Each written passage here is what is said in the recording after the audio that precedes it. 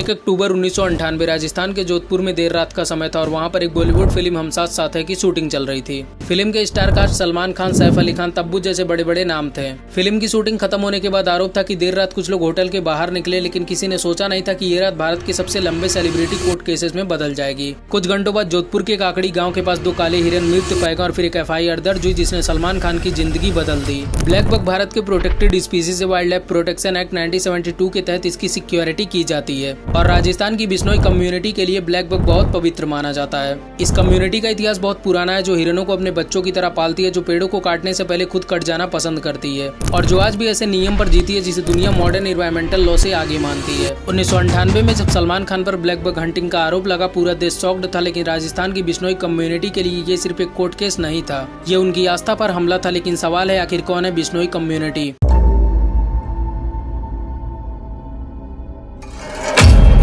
15वीं सदी राजस्थान बार बार सूखे का सामना कर रहा था। पेड़ काटे जा रहे थे, जानवर मारे जा रहे थे। तभी 1451 में जन्म हुआ गुरु जम्बेश्वर, जिन्हें लोग जम्बोजी भी कहते हैं। 1485 में उन्होंने लोगों को 29 नियम दिए, राजस्थानी भाषा में 20+9, और यहीं से नाम पड़ा बिश्नोई। उन्होंने कहा, जीव दया पालड़ी रूख लीला नहीं घावे, मतलब जानवरों पर दया करो और पेड़ कभी मत काटो। उनके सभी 29 नियम बहुत लंबे हैं, लेकिन सबसे शॉकिंग नियम ये हैं: पेड़ मत काटो, जानवर मत मारो, मांस मत खाओ, शराब मत पियो, तम्बाकू मत लो, अफीम मत लो, भांग मत लो, पानी छान कर पियो, आग को संभाल कर इस्तेमाल करो, नीले कपड़े मत पहनो। लेकिन अब सवाल है कि नीले कपड़े क्यों ना पहनो, क्योंकि पुराने समय में इंडिगो बनाने के लिए बहुत सारे पेड़ काटे जाते थे और पानी भी बहुत खर्च होता था। इसीलिए बिश्नोई लोगों ने नीले कपड़े पहनने को अवॉइड कर दिया। आज भी कई ट्रेडिशनल फैमिली इसे फॉलो करती हैं। बात यह वो घटना जिसने बिश्नोई कम्युनिटी को पूरी दुनिया भर में फेमस कर दिया। 1730 राजस्थान की खेजारली गाँव में राजा के लोग महल के लिए लकड़ी काटने आए, लेकिन वहाँ पर एक औरत थी, अमृता देवी बिश्नोई। उन्होंने पेड़ को पकड़ लिया और कहा, सर साठे रुक रहे तो भी सस्तो जाड़, मतलब अगर पेड़ बचाने के लिए सिर भी कट जाए तो भी कोई दिक्कत नहीं है। फिर 1 नहीं 2 नहीं, पूरे 363 बिश्नोई लोगों ने पेड़ों के लिए अपनी जान दे दी।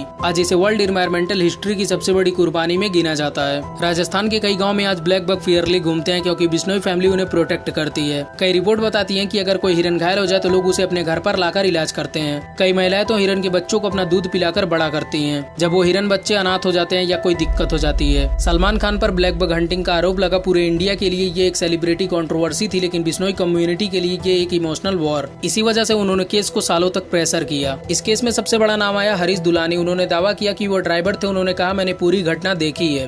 दुलानी ने मजिस्ट्रेट के सामने बयान दिया कि सलमान ने खुद हिरन पर गोली चलाई थी और वो खुद उस समय गाड़ी चला रहे थे। लेकिन मुकदमे के बाद दुलानी अचानक लापता हो गए थे और 2002 से 2015 तक उनका कोई पता नहीं चला।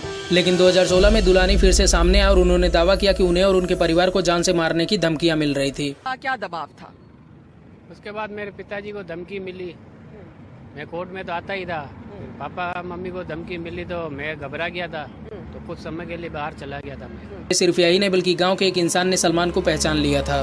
लेकिन जब मामला कोर्ट में पहुंचा तब वही आदमी अपने बयान से पलट गया। यहाँ तक कि उसने मेडिकल सर्टिफिकेट बनवाकर कोर्ट में अर्जी लगाई कि उसे कुछ याद नहीं रहता, और फिर उसे काले हिरन शिकार मामले की गवाह से अलग कर दिया गया। यहाँ पर सबूत धीरे धीरे खत्म हो रहे थे, लेकिन कुछ कुछ अभी भी बच रहा था। केस में सिर्फ हंटिंग नहीं था, बल्कि हथियार का मामला भी जुड़ गया। आरोप था कि जिस हथियार का इस्तेमाल हुआ था उसके डॉक्यूमेंट वैलिड नहीं थे। इसी वजह से आर्म एक्ट भी चला और 2016 में सलमान खान को आर्म एक्ट केस से एक्विट कर दिया गया। कोर्ट ने कहा प्रोसिक्यूशन पर्याप्त प्रूफ नहीं दे पाए। ब्लैक बक के अलावा 2 अलग चिंकारा हंटिंग केस भी थे। 2006 में एक केस में सलमान को सजा मिली, फिर अपील हुई, कुछ कन्विक्शन बाद में सस्पेंड हुई। ये पूरा मामला लीगल मेज बन चुका था। 5 अप्रैल 2018 जोधपुर कोटपुरा मीडिया बाहर खड़ा था। जज ने फैसला सुनाया, सलमान खान को 5 साल की जेल और 10,000 रुपए फाइन। पूरी फिल्म इंडस्ट्री शॉक्ड, लेकिन सलमान को सीधे जोधपुर सेंट्रल जेल भेजा गया। लेकिन 7 अप्रैल 2018 को उन्हें रिहा कर दिया गया। इस केस के बाद गैंगस्टर लॉरेंस बिश्नोई ने पब्लिकली थ्रेट दिए। उसने कहा, बिश्नोई कम्युनिटी ब्लैक बक को बहुत पवित्र मानती है। इस एंगल ने केस को और डेंजरस बना दिया। ये क्रिमिनल थ्रेट इशू है, ओरिजिनल कोर्ट का हिस्सा नहीं है। लॉरेंस बिश्नोई ने अपने इंटरव्यू में खुद कहा है कि मेरा मकसद सलमान खान को मारना है।